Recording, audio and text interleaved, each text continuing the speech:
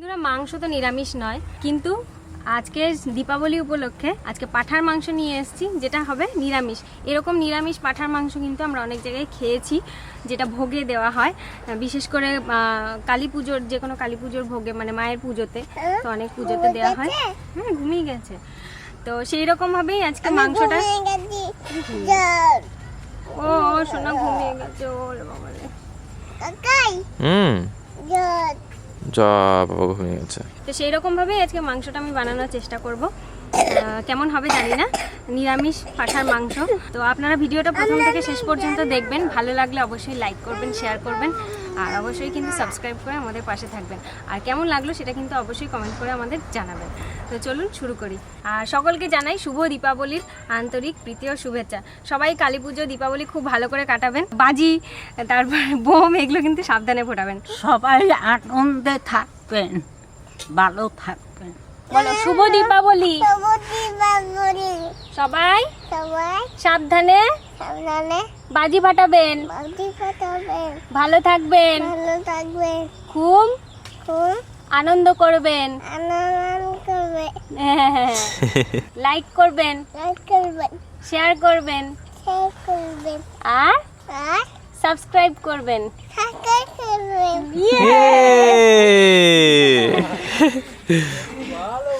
চলেন, আলু ছাড়াই এলো আর আদা, পেঁয়াজ রসুন লাগবে না, আদা আমি ছাড়াই এলো।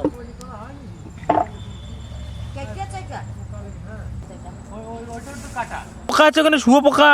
চটি পড়ে যেতে হবে বাবা। পালিয়ে আসো, পালিয়ে আসো, পালিয়ে আসো। মাটিতে, ওই মাটিতে গেলে কৃমি হবে বাবা। পায়ে ওঠে, খালি পায়ে গেলে কৃমি হবে। মশলা সেরকম কিছু লাগবে না, মানে পেঁয়াজ রসুনটা বাদ দিয়ে করব, তাই জিরে আদা এগুলো বেটে নিচ্ছি।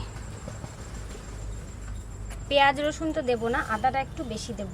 আর পাঁঠার মাংস বা খাসির মাংসে একটু আদাটা বেশি দিলে কিন্তু খেতে স্বাদ হয় ভালো। আদা আর জিরে একসাথে বেটে নেব।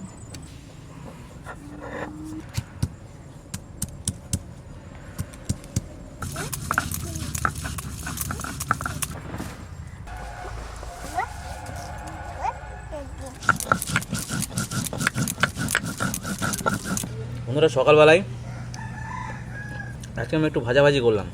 দেখুন, এটা হচ্ছে লাল বরবটি, ধনেপাতা, পেঁয়াজ, আর সঙ্গে এটা হচ্ছে কাতলা মাছের সেই ঘিলু, একসঙ্গে 3টে মিনিটে ভেজেছি। এই দিয়ে এখন ভাত খাওয়া চলছে।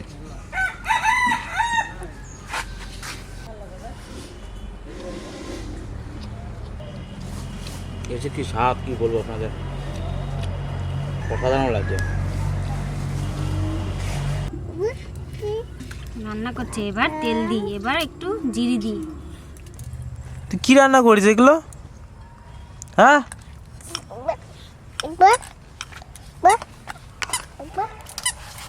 এখানে 1 কেজি পাঁঠার মাংস নিয়েছি। এবার আমি পাঁঠার মাংসটাকে ম্যারিনেট করে নেবো ভালো করে। দিচ্ছি দই, আদা আর জিরে বাটা, ধনে, গোটা ধনে আর শুকনো লঙ্কা বাটা। ঠাকুমা গো, আজকে আমি লঙ্কা বাটকে নিয়ে আসি। কেন কও তুই? সেদিন কি করছি জানো? লঙ্কা বাটকে হাত ধুতে মনে নাই, দিয়ে কৃষককে আমি তেল মাখিয়ে দিয়েছি, দিয়ে ওর না অ্যালার্জি বেরিয়ে গেছিল। দিয়ে ওই জন্য আজকে আর রিস্ক নিলাম না। মনে থাকে না, মনে ছিল না, যদি ভুলে যাই ওই জন্য। হলুদ, লবণ, কাশ্মীরি লঙ্কার গুঁড়ো, এগুলো সব দিয়ে ভালো করে আমি ম্যারিনেট করে নেব।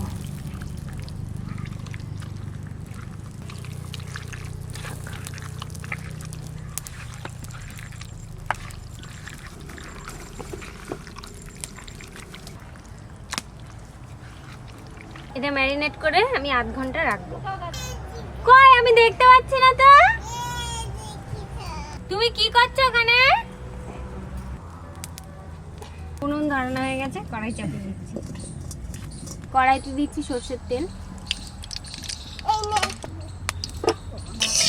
আলুগুলো ভেজে নেব।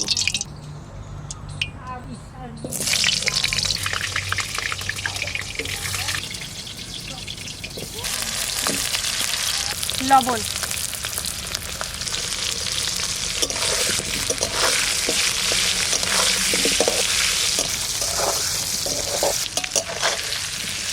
আলু ভাজা হয়ে গেছে, তুলে নিই।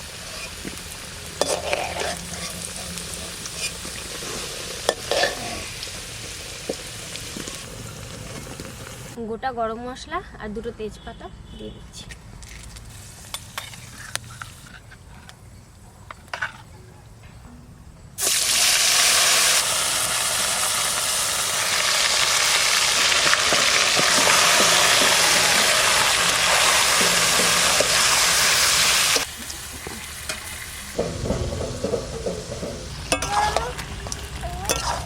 ঢাকা দিয়ে দিচ্ছি। ছেলেটা আমার যা রাঁধুনি হয়ে গেছে রান্না দেখে দেখে, ও ডেলি রান্না করে। এই যে এখন রান্না করছে, সে সকাল থেকে রান্না। এবার ঢাকা দিয়ে দিই, এবার মশলা দেব, এবার একটু তেল দিয়ে দিই, এবার ওই দেখুন রান্না করতে, দেখুন জল দিয়ে এখন ঢাকা দিয়ে এখন খুন্তি দিয়ে নাড়াচাড়া দিচ্ছে। সোনা কি রান্না করছো? আমি আলু রান্না করছি, খোসা রান্না করছি। খোসা রান্না করছো? এই সিদ্ধ হইছে নাকি? কই বিশা এই যে এবার ঢাকে দিচ্ছি, খুলি। এবার খুলে দিচ্ছি ঠাকুমা। কতক্ষণ হবে ঢাকা দিয়ে? একটু দাও, খাইয়ে দে।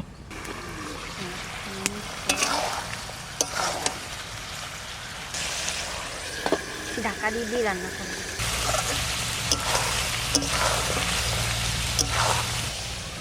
আর একটু হবে, ভালো করে কষে তারপরে জল দেবো। মাংস কষানো হয়ে গেছে, এবার আমি জল দিয়ে দেবো।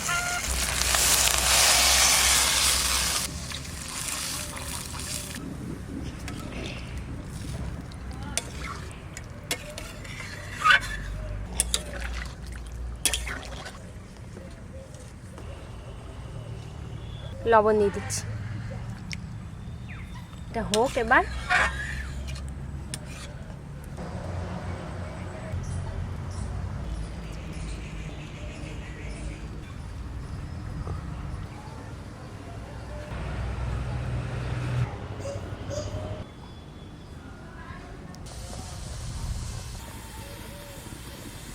আমার নাতি বউ গেছে পুঁটির জন্য রাঁধতে, আমি একটু লড়াইয়ে সারাইয়ে দিই, ডাইছে ডুইছে দেব।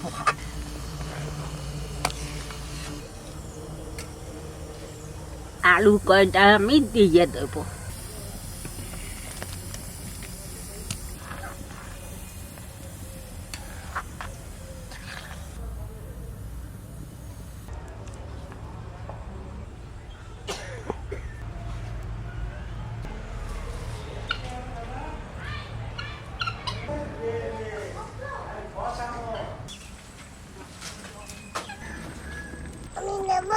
কি নেবে গো? প্রায় হয়ে এসছে, এবার দেবো একটুখানি গরম মশলা।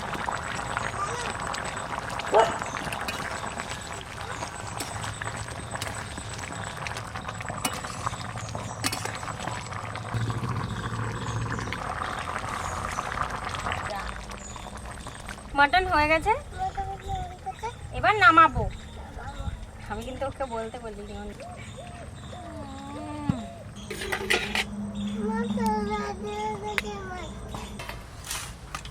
দাও। নিরামিষ পাঁঠার মাংস নাকি? হ্যাঁ, অল্প দাও ব্যাস, আর না, একটু ঝোল দাও মা। লিমু রান্না করেছে পাঁঠার মাংস নিরামিষ।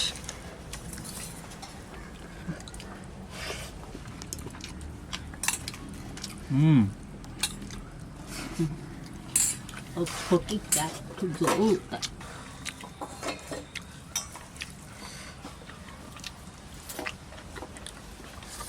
দারুণ রান্না হয়েছে, খালি পেঁয়াজ।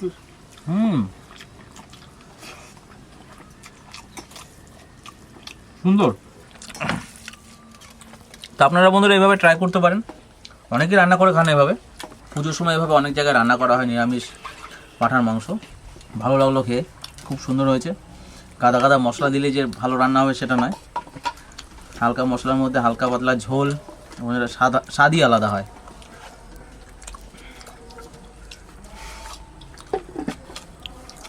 পেঁয়াজ ছাড়া, এর মধ্যে পেঁয়াজ নেই, রসুন নেই,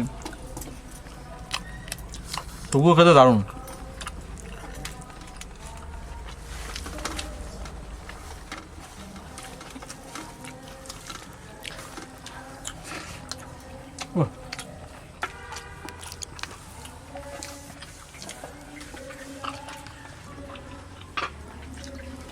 খুব ভালো হয়েছে।